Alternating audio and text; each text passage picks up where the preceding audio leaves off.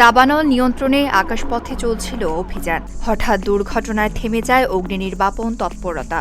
যুক্তরাষ্ট্রের উটাহতে দাবানল নিয়ন্ত্রণের সময় হেলিকপ্টার বিধ্বস্ত হয়ে পাইলটসহ 2 জন নিহত হয়েছেন। রিচফিল্ডের কাছে একটি জলাধার এলাকায় দুর্ঘটনাটি ঘটে। বিধ্বস্ত হেলিকপ্টারটি মার্কিন বন বিভাগের সঙ্গে চুক্তির আওতায় পরিচালিত হচ্ছিল। ন্যাশনাল ইন্টারেজেন্সি ফায়ার সেন্টার জানিয়েছে, দুর্ঘটনায় আরও 2 ক্রু সদস্য গুরুতর আহত হয়েছেন। RICL TMX, যুগের পর যুগ স্থাপনা থাকে মজবুত। ভয়াবহ দাবানল ও খারাপ ভূখণ্ডের কারণে উদ্ধারকারী দল দ্রুত ধ্বংসস্তূপে পৌঁছাতে পারেননি। পরে মরদেহ উদ্ধার করা হয়।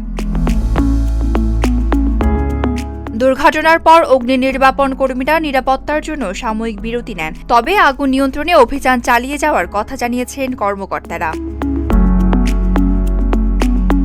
বজ্রপাত থেকে শুরু হওয়া হোয়াইট মাউথ 2 দাবানল এরই মধ্যে 1,11,000 একরের বেশি এলাকা পুড়িয়ে দিয়েছে। আগুন এখন পর্যন্ত 24% নিয়ন্ত্রণে এসেছে। Desk report, Dhaka post.